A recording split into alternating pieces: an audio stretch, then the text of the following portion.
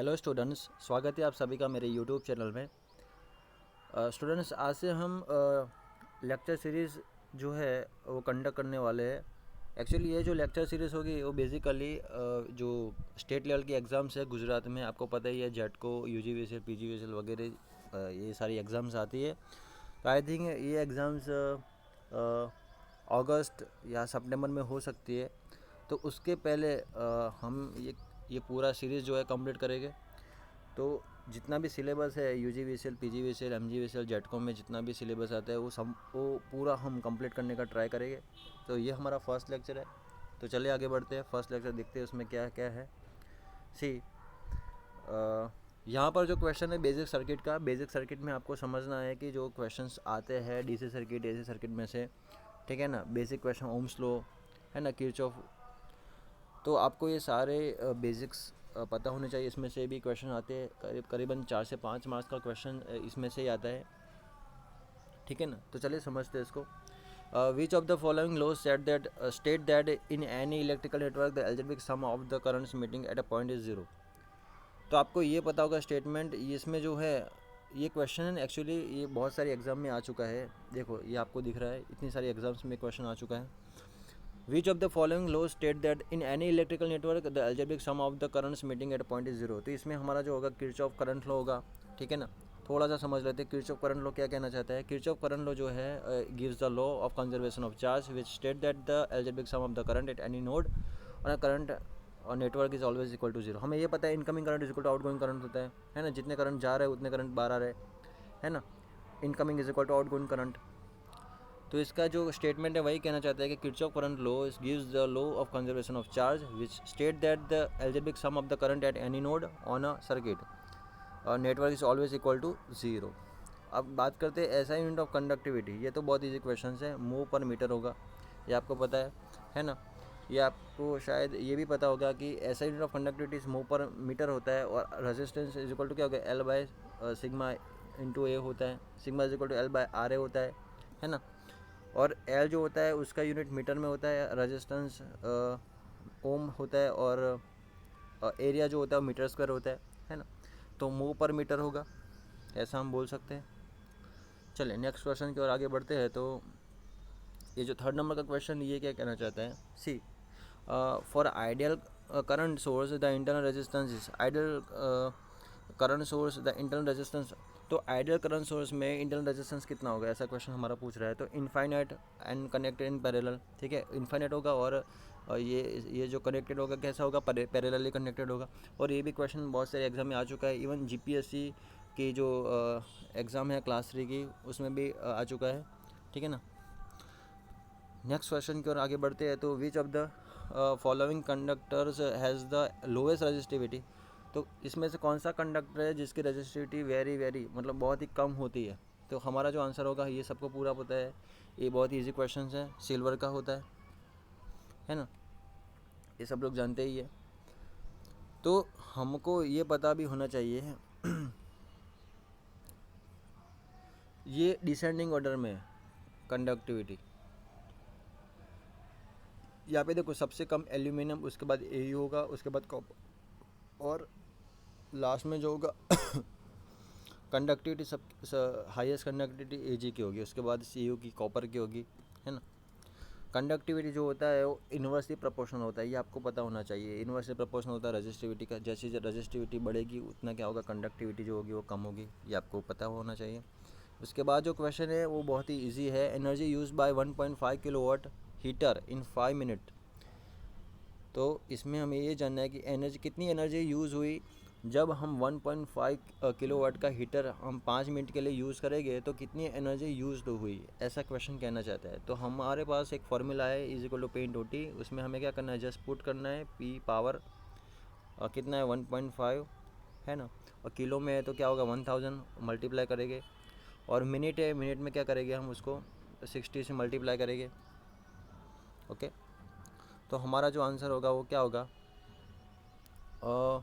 45 और 40, ये आपको पता ही होना चाहिए, मल्टीप्लाई तो सबको आता है। चलो आगे बढ़ते हैं। Ohm's law is applicable. Ohm's law जो होता है वो किस में एप्लीकेबल होता है, तो हमें पता है कि मेटालिक कंडक्टर जो होता है उसमें ही एप्लीकेबल होता है ये, है ना, जिसमें कांस्टेंट टेम्परेचर हो। आपको शायद पता होगा कि जो ग्राफ आता है ओम्स का, है ना, वोल्टेज वर्सेस करंट का, तो ये क्या होता है, कांस्टेंट ही होता है।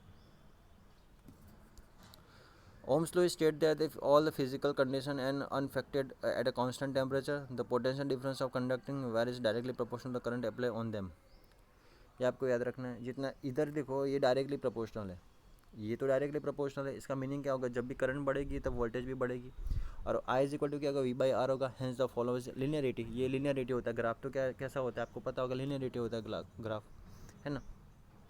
चलिए आगे बढ़ते हैं नेक्स्ट क्वेश्चन की ओर। ये जो हमारा क्वेश्चन है, resistance of a conductor is directly proportional to, ये तो सबको आता है, लेंथ होगा। आपको पता होगा कि जितनी लेंथ बढ़ेगी उतना रेजिस्टेंस बढ़ेगा। तो रेजिस्टेंस जो होता है वो डायरेक्टली प्रोपोर्शनल होता है। और inversely proportional cross sectional area होता है, जितना एरिया बढ़ेगा उतना रेजिस्टेंस कम होगा, ये आपको याद रखना है।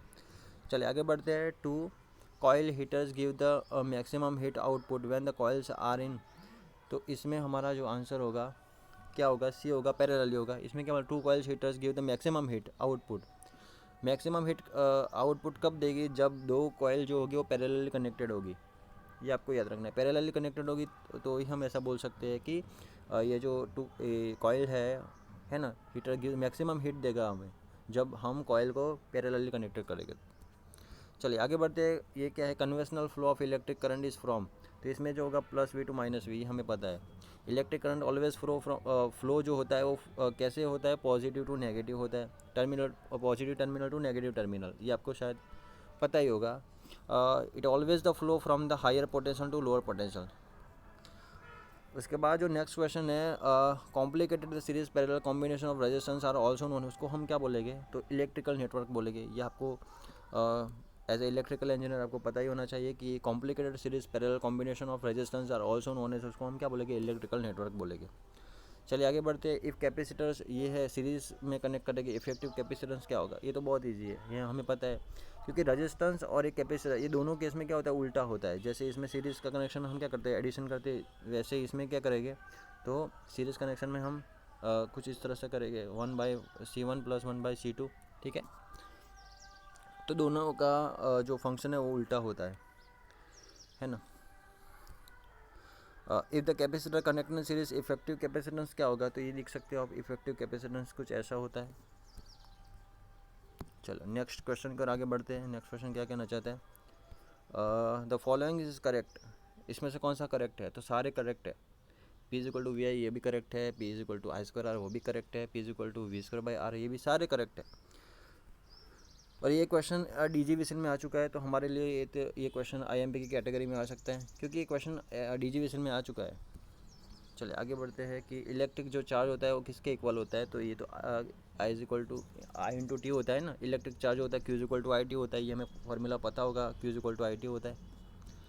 चलिए, ये reactance of 1 Faraday capacitance when connected to DC circuit, तो इसमें क्या होगा कि इनफाइनाइट होगा। ये क्वेश्चन क्या कहना चाहता है कि रिएक्टेंस ऑफ 1 फैराडे कैपेसिटर जो होगा और DC सर्किट में कैसे कनेक्टेड करेंगे, तो जो रिएक्टेंस होगा 1 फैराडे है, ठीक है ना, of capacitance where the connect to DC circuit, तो इसमें होगा ये आएगा। इसके पीछे का जो रीज़न है मैं आपको बता देता हूँ। Steady state, just a minute, हाँ। A steady state capacitor behaves as an open circuit for DC, hence the open circuit condition reactance will be infinite or current or capacitor will 0. Also F = 0 और DC X = क्या होगा, 1/2πfc होगा। और हम लेते हैं कि ये हमारा जो है फ्रीक्वेंसी, ठीक है ना, वो 0 होगी, तो हमारा जो आंसर होगा क्या होगा, इनफाइनाइट होगा। चलिए आगे बढ़ते हैं नेक्स्ट क्वेश्चन की ओर। यूनिट ऑफ इलेक्ट्रिक चार्ज क्या होता है, कूलम्ब होता है। नेक्स्ट क्वेश्चन कर आगे बढ़ते हैं। In a series combination of resistance gives by, तो इसमें हमें ये पता है कॉम्बिनेशन ऑफ सीरीज कॉम्बिनेशन में तो क्या होता है, ये रहा ना सीरीज कॉम्बिनेशन, इसमें जो हमारा आंसर होगा C होगा। और total resistance of series connection R1 + R2, है ना। चलिए आगे बढ़ते हैं। पैरेलल कनेक्शन के लिए ये हमें पता है। उसके बाद जो 17 नंबर का क्वेश्चन है, ये क्या कहना चाहता है, समझते हैं इसको। 17 नंबर का क्वेश्चन है, 10 ohm resistors connect in parallel with 15 ohm resistor and combination in series with 12 ohms resistor, the equivalent resistance of circuit. ये तो क्वेश्चन बहुत ईजी है। इसमें क्या करना है, जस्ट आपको ये 10 ओम रजिस्टेंस जो ये पैरेलल कनेक्टेड है, देखो आप देख सकते हैं ये पैरेलल कनेक्टेड है, किसके साथ है, 50 ओम के साथ, है ना। ये 50 ओम के साथ पैरेलल कनेक्टेड है, उसके साथ सीरीज़ में कितने ओम है, तो 12 ओम है। अब इसमें इक्विवेलेंट रेजिस्टेंस निकालना है, कुछ नहीं करना आपको, जस्ट क्या करना है, दोनों पैरेलल कनेक्शन, तो पैरेलल कनेक्शन में क्या होता है, ये ऐसा ही होता है और +12, तो इसका जो आंसर होगा ये होगा, +12 करेंगे तो हमें क्या मिलेगा, 18 ओम मिलेगा। बहुत ही ईजी क्वेश्चन है। यूनिट ऑफ रिएक्टिव पावर, ये भी इजी है, VAR होगा, ये तो बहुत ईजी है। यूनिट ऑफ रिएक्टिव पावर कितना है, unit of reactive power is C होता है, VAR। देखो भाई, ट्रू पावर क्या होता है, VI cos 5 होता है, measure in watt. Reactive power VI sin 5 होता है, measure in unit. Apparent power VI होता है और VA मेजर इन VA में होता है, ठीक है ना। ये आपको समझना है, एग्जाम में आज ऐसे क्वेश्चन भी आते हैं। और ये जो है CPCL JEE में 19 में क्वेश्चन आ चुका है। नेक्स्ट क्वेश्चन की ओर आगे बढ़ते हैं। 19 नंबर का क्वेश्चन है, an energy flows a steady current of 2 ampere to 10 seconds in an electric bulb. If it emits 2.3 kilojoule of energy in the form of the light and thermal energy, find the voltage drop in the bulb. ये bulb के अंदर voltage drop कितना होगा कि जब हमारे पास ये जो एनर्जी फ्लो हो रही है, स्टेडी करंट 2 एम्पियर है और 10 सेकंड इन इलेक्ट्रिक बल्ब है, if it emits 2.3 kilo joule of the energy in the form of light and thermal energy. और फाइंड करना है हमें, क्या फाइंड करना है, वोल्टेज ड्रॉप फाइंड करना है, बल्ब के अंदर कितना वोल्टेज ड्रॉप होगा। तो ये हमारे पास तो ये फार्मूला है, हीटिंग के लिए फार्मूला हमारे पास होता ही है, H=I²RT, है ना। ये फार्मूला में क्या करना है, जस्ट सारी जो वैल्यू पुट करनी है आपको और आपको अच्छे से आंसर लाना है। उसमें वोल्टेज ड्रॉप कितना है वो कैसे फाइंड करेंगे, वोल्टेज ड्रॉप V क्या होता है, IR होता है ना। तो I हमें इससे क्या मिलेगा, R मिल जाएगा, है ना। R कितना मिलेगा, 57.5 R हमें मिल गया। उसके बाद हमारे पास जो वैल्यू है वो वोल्टेज की है, सॉरी I की करंट की वैल्यू हमारे पास है, तो वो वैल्यू पुट करेंगे तो हमें क्या मिलेगा, 115 वोल्ट, ठीक है ना। तो नेक्स्ट क्वेश्चन हम डिस्कस करेंगे नेक्स्ट लेक्चर में, ठीक है ना। So thank you for watching this lecture.